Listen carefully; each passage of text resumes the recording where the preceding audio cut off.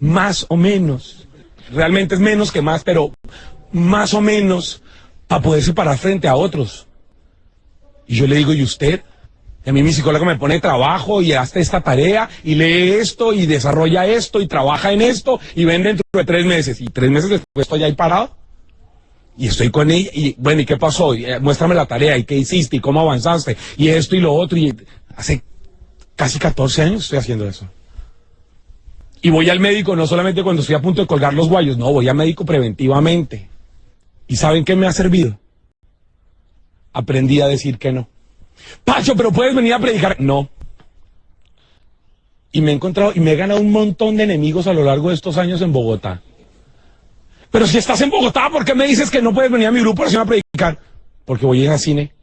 ¡Claro! ¡Mundano! ¡Del demonio! ¿Prefieres ir allá a contaminarte que venir? Sí, prefiero. ¿Por qué? Hombre, porque es que yo tengo que saber qué se está viendo en cine para poderme parar delante de ustedes. Porque yo necesito ir a desconectarme. Porque yo necesito tener tiempo para mí, para mi vida personal, para mi vida familiar. ¿Y saben qué? Si ustedes quieren tener una carrera a largo plazo dentro de la vida de fe, aprendan a decir que no. Mi director espiritual, el padre Diego Jaramillo, en el Minuto de Dios, me dijo cuando yo tenía 17 años, las únicas personas que no saben decir que no trabajan de noche y cobran por eso. Las únicas personas que no saben decir que no trabajan de noche y cobran por eso. Así os saco plastilina para explicárselo. Porque si usted no sabe decir que no, usted termina metido en la parroquia. Bueno, el párroco descansa un día y usted va a todos. Es decir, usted va más que el párroco. ¿Me hago entender? Hombre, no, usted tiene que decir no. Tengo la fiesta de 15 de mi prima que vive en Darién y me voy para allá. Ay, pero es que es el fin de semana del retiro. Bueno, que la pasen bien, voy a estar orando por usted, pero yo me voy para la fiesta de 15. Y no falta que el estúpido que está en la coordinación del retiro dice, hermanitos, vamos a orar por el hermano Pacho. Está pasando por un momento de aridez espiritual.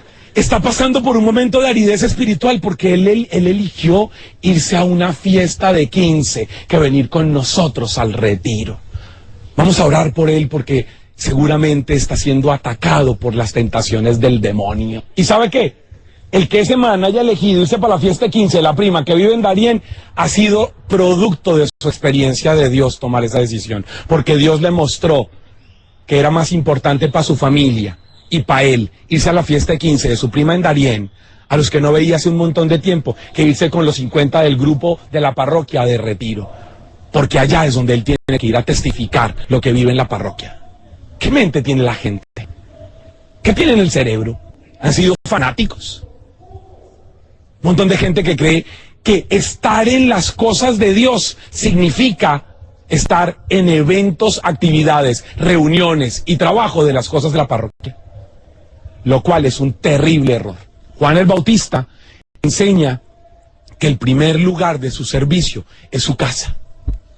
Por eso, en una realidad tan fregada como la que tenían en esa casa, Zacarías e Isabel, estériles, viejos, sin esperanza, siendo vistos por los demás como unos malditos, porque ustedes saben que en la mentalidad judía no tener hijos es tener una maldición. Y ahora súmele que esa familia no tenían hijos, el man era uno de los sacerdotes. Entonces, un sacerdote maldito de Dios.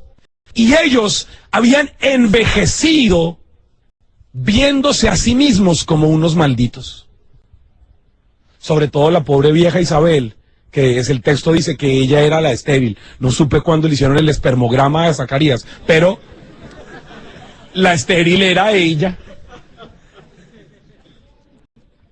¿Por qué? Porque la vieja siempre es la del problema en la Biblia. ¿Sí? ¿Por qué? Por la mentalidad sociocultural de la época. No por una carga machista del autor sagrado, sino porque la mentalidad de la época era así. Y si usted se pone a ver, América Latina era así hasta el siglo XIX. Es decir, no es una locura, no, es que era así. Ella creció desde los 12 años, porque la mujer en Israel debe empezar a generar la fábrica de producción de muchachos desde los 12 años. Y era ya una vieja, había pasado casi toda la vida sintiéndose una maldita, una rechazada de Dios. ¿Y saben qué es Juan el Bautista? Juan el Bautista es la materialización de la respuesta de Dios para reconstruir una familia. ¿Y saben qué son ustedes, líderes? La materialización de la respuesta de Dios para reconstruir su familia. Si usted no es capaz de eso, usted no es capaz de liderar nada. Vamos a ver si yo me acuerdo. Alguien que busque, por favor. Espero no mentir. Primera de Timoteo, capítulo 5, verso 8. Espero no estar diciendo una locura. Primera de Timoteo 5, 8. Sí, si era el texto que quería. Ahora alguien que lo lea duro, por favor. Duro, duro, duro. Duro para que lo escuchen en Radio María, donde me tienen este micrófono de fe. Escuchen este texto, escúchelo. Duro, compadre. El que no se preocupa de los suyos y especialmente de los de su casa, ha renegado de su fe y es peor que un incrédulo. Palabra de Dios. ¿Qué pensaron? ¿Que no era qué? Una palabra de Dios, es palabra de Dios.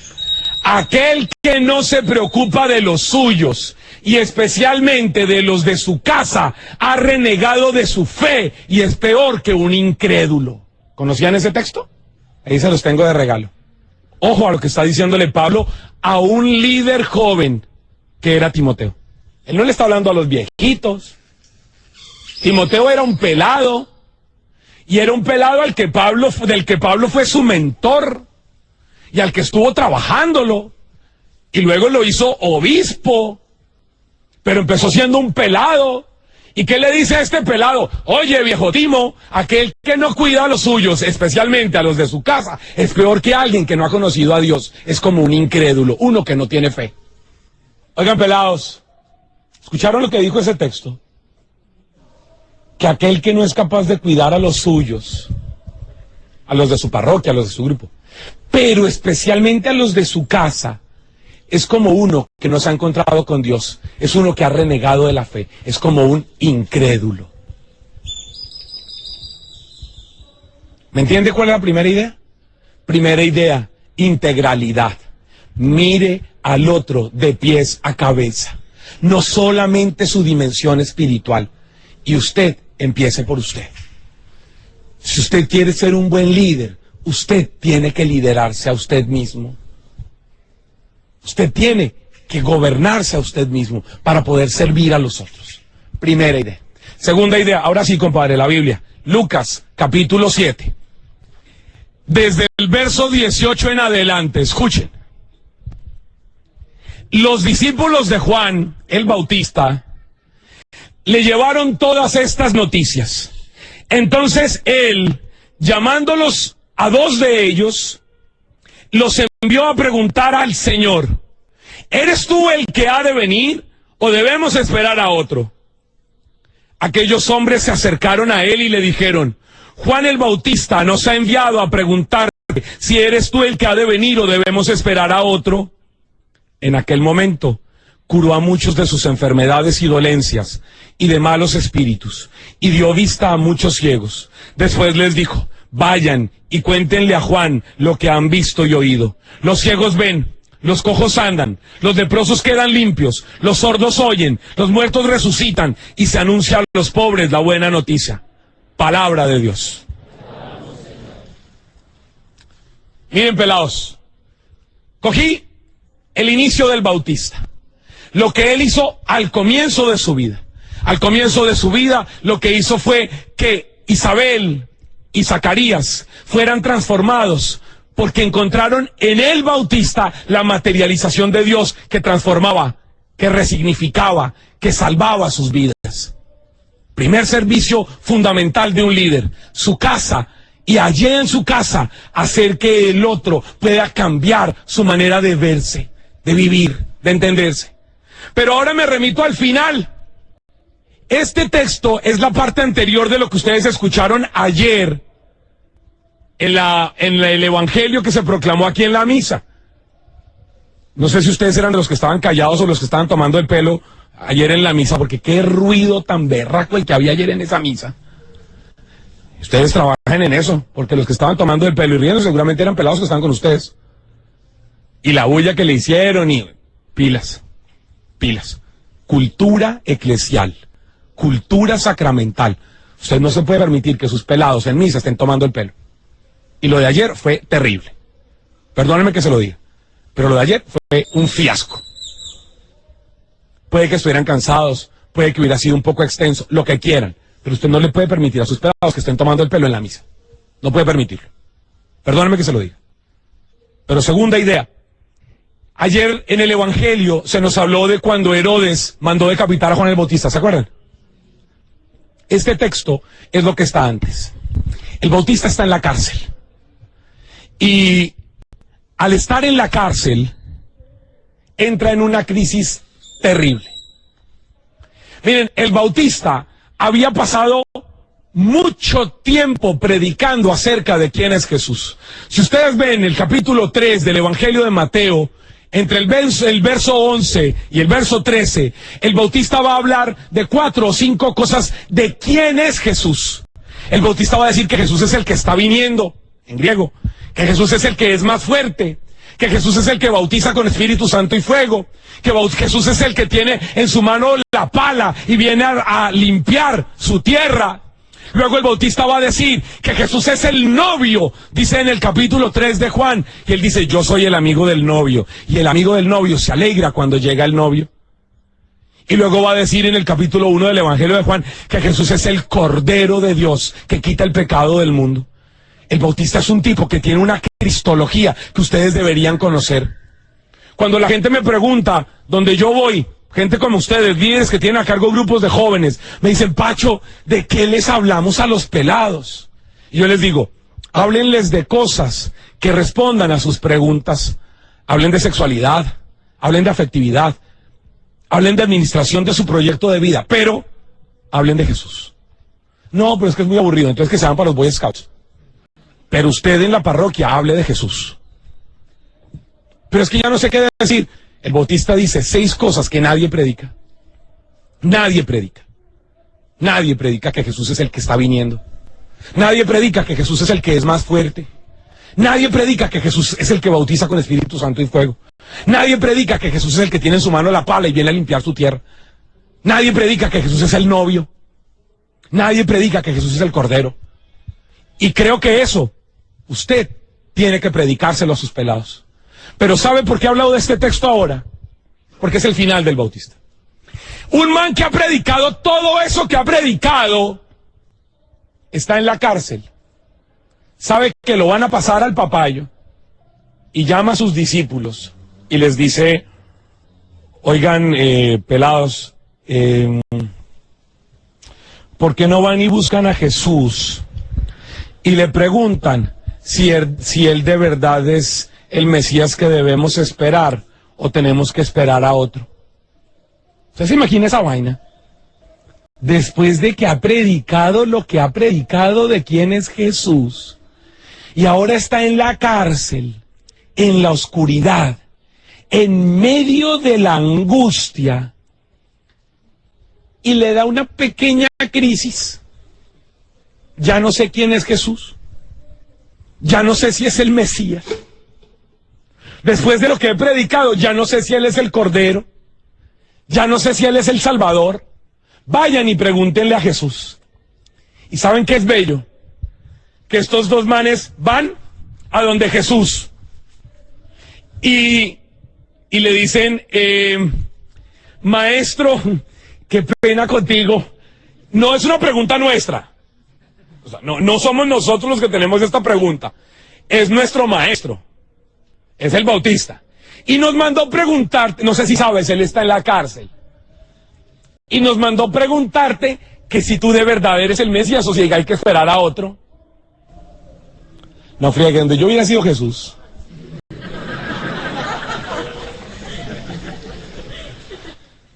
Donde yo hubiera sido Jesús, le digo, díganle a díganle a ese suspensivos, ¿qué es esa pregunta a esta altura del partido? Después de que ha predicado de mí todo lo que ha dicho, ahora no sabe quién soy. Pero ¿saben qué es lo bello? Que yo soy Pacho y Jesús es Jesús. Y que Jesús, y por eso he querido escoger ese texto para terminar, Jesús es el único que recibe a un líder cuando el líder está en crisis. ¿Y saben qué quiero decirle, pelados? Yo llevo en esto 25 años, cumplo este año. Y yo soy de una generación en mi ciudad donde nos mal educaron dentro de muchas cosas con una idea, y fue que nos hicieron pensar que un líder no podía mostrar cuando estaba mal. Y la premisa que utilizaron es que si el líder muestra que está mal, entonces ¿qué va a pasar con las ovejas? ¿Y saben qué? Es una mentira. Es una mentira. ¿Saben por qué? Piensen en este texto que acaban de oír. El Bautista sabe que está en crisis. Y sabe que lo van a matar. Es decir, el man sabe que después de haber entrado a esa cárcel, él no va a salir. ¿Y saben qué hace el Bautista? Él dice, yo sé que a mí me van a matar. Yo sé que yo no voy a salir de aquí. ¿Qué hago con estos pelados que son de mi grupo, que me están siguiendo a mí? ¿Qué hago con ellos?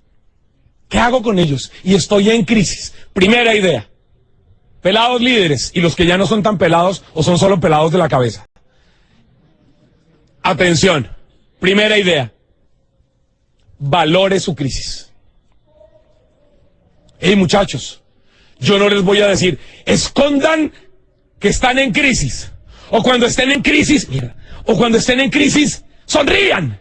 Y lleguen al grupo de oración. Hola, muchachos, ¿cómo están? ¿Cómo estás tú? Bien, feliz, bendecido, en victoria, más que vencedor. Y sale del grupo. No, hombre, no. No. Yo quiero decirle, valore su crisis. Su crisis es un lugar de salvación. Su crisis es valorar su humanidad. Mire, si usted no es capaz de valorar su humanidad, usted no es capaz de valorar al ser humano que tiene al frente suyo. Si usted no es capaz de valorar su crisis, usted no puede ayudarle a los que están pasando por crisis, que están en su grupo al que usted anima. Valore su crisis como lugar de revelación de Dios. Pero ojo, segunda idea. Escuche esto, los que están tomando nota, póngalo en letra mayúscula. Cuando esté en crisis, no la pase solo. No pase su crisis solo. Mire, yo llevo a lo largo de estos 25 años viendo gente en crisis que para no escandalizar a otros lo que hicieron fue tomar distancia. ¿Y saben qué pasó después de un tiempo? Nunca más regresaron. Gente que me decía, Pacho, no, es que yo prefiero pasar mi crisis solo antes que los demás me vean fregado. Nunca volvieron. No la pase solo. ¿Sabe qué hizo el Bautista? Llamó a los dos y les dijo, estoy en crisis. Vayan y cuéntenle a Jesús mi crisis. Tercera idea entonces. Primera, valore su crisis. Segunda, no la pase solo. Tercera, sean un gran ministerio de intercesión unos por otros. ¿Saben quiénes son esos dos manes? Uno de los más hermosos ministerios de intercesión que yo he visto en la Biblia. De los más bellos. ¿Por qué? Porque ellos ven al Bautista en crisis. Se van. Hacen suya la crisis del Bautista. Y vienen y le dicen a Jesús, Maestro, el líder de nuestro grupo está en crisis. Él nos manda a preguntarte si tú eres el Mesías o hay que esperar a otro. ¿Qué están haciendo estos dos? Le están llevando la crisis de su líder a Jesús. Pero ¿sabe qué? Que no se quedaron ahí, sino Jesús les dijo, espérenme aquí. Y pónganle cuidado a lo que voy a hacer. Y Jesús se va, sana enfermos, resucita muertos, predica, hace. Y les dice, ¿vieron lo que dice? Sí, vayan y díganle eso al Bautista. Es decir, yo soy un ministerio de intercesión para rescatar a mi hermano líder cuando soy capaz de llevarle su necesidad a Jesús y esperar de Jesús la respuesta para venir a comunicársela. ¿Me estoy haciendo entender o está muy difícil? ¿Me estoy haciendo entender o no? Tercera idea. Primera, valore su crisis. Segunda, no la pase solo. Llámenlos a los otros. Tercero, conviértanse en intercesores. Líder que no es intercesor y no pasa tiempo de rodillas frente a Jesús de Nazaret es un líder de los Boy Scouts, no de la Iglesia Católica. Si usted no es una persona de oración, usted no sirve para nada, para nada, para nada. Si usted no es una persona de oración, usted no sirve para nada. Para nada. Para nada. Se lo puedo repetir 40 veces. Para nada. Si usted es de los que solamente ora cuando se está bañando y dice, Señor, grandes son tus maravillas, bendito seas por este día, Señor, te alabo, Señor, te glorifico, amén. Y luego sale y usted a usted mismo se dice ese sofisma estúpido de distracción. Hombre, no, es que mi vida entera es una oración. Mi vida entera es una oración. ¿Y cuánto oras diariamente? Todo el día. No, pero disciplinadamente, tiempo, puerta cerrada, a solas. No, pues como 3 minutos antes de dormir. Usted no ora nada, usted no tiene una experiencia de Dios. Punto. Usted no tiene una experiencia de fe. Ya. Intercesores. Intercesores que pasan tiempo con Jesús y lo escuchan. ¿Saben qué me preocupa? Se los voy a confesar. Me preocupa que los grupos de oración parroquiales o los grupos juveniles de las parroquias, en muchos lugares que yo conozco desde hace 25 años, no son más que un grupo social que va a misa, pero que no tienen nada de experiencia de Dios, que no han tenido una experiencia de Jesucristo que les cambia la vida. Mire, ¿saben? Alguien me preguntaba, Pacho, ¿por qué no fuiste a la Jornada Mundial de la Juventud en España? Y le dije, ¿por qué no voy a perder mi tiempo en muchas cosas? Porque el 90% de la gente que viaja a eso van a pasear. El 10% de la gente que viaja a eso va a encontrarse con Dios. El resto de la gente va a pasear. ¿Y saben quiénes van a esas jornadas de la Mundial de la Juventud? Mucha gente de los grupos que ustedes tienen en su cargo, que lo único que han hecho es encontrarse ahí para rumbear, para ir a cine, para ir a teatro, para conseguir novia, y no para encontrarse con Jesucristo como Salvador de su vida. Y ustedes no pueden permitir que eso pase. Porque esos pelados, claro que necesitan amigos, claro que necesitan ir a rumbear, y ojalá lo hagan, pero lo que necesitan de verdad es a Jesucristo como Señor de su vida.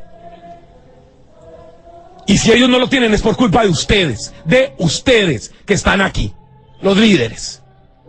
Si ellos no tienen una experiencia de Jesucristo como Señor y Salvador que les cambia la vida, sino solamente entretención, su grupo de oración no es más que un circo. Su trabajo pastoral no es más que un circo. Su parroquia es un circo donde usted, con todo respeto, o es el malabarista o es el payaso. Y ustedes y yo no podemos permitir que la gente salga de su grupo de oración, de su trabajo pastoral, de su grupo juvenil, de su parroquia, y que no tenga una experiencia de Jesucristo. De Jesucristo. Cuidado. Cuidado. Porque ustedes están jugando la vida de los otros. Usted puede hacer con su vida lo que le dé la gana, pero con la de los otros, cuidado. Cuidado. Valore su crisis. No la pase solo. Sean intercesores. Y cuarto, ¿saben por qué el Bautista le dijo a estos 2 manes que se fueran a preguntarle a Jesús? Porque él sabía que iba a morir. ¿Y para dónde iban a pegar esos 2 pelados? ¿Para dónde iban a ir esos 2 pelados? ¿Qué iban a hacer esos 2 pelados? ¿Saben qué hizo el Bautista? Aprovechó su crisis como lugar de evangelización, para que su crisis remitiera a ellos, a Jesús. Oigan, pelados, líderes, adultos, la crisis el Bautista la aprovechó para que a través de ella los otros se quedaran con Jesús y ya no con él. ¿O ustedes qué creen? Que después de ver a Jesucristo resucitar muertos, sanar enfermos, limpiar leprosos, darle vista a los ciegos, sanar a los que estaban sordos, que fue lo que hizo según ese texto, después de que murió el Bautista, ¿ustedes qué creen que para dónde se fueron esos 2 manes? ¿Me hago entender? Valore su crisis, no la pase solo. Vuélvanse intercesores y aprovechen su crisis como una oportunidad maravillosa para llevar a la gente a Jesús y que dejen de seguirlos a ustedes. El más grande problema de los pelados adolescentes es que están buscando modelos, y ustedes son los modelos. Cuando ustedes logran hacer que Jesucristo sea el modelo, ustedes habrán salvado la vida de muchos, porque hicieron que ellos dejaran de verlos a ustedes y se quedaran con Jesús. Amén. Padre Raúl, gracias por darme el chance de estar con ustedes. Gracias.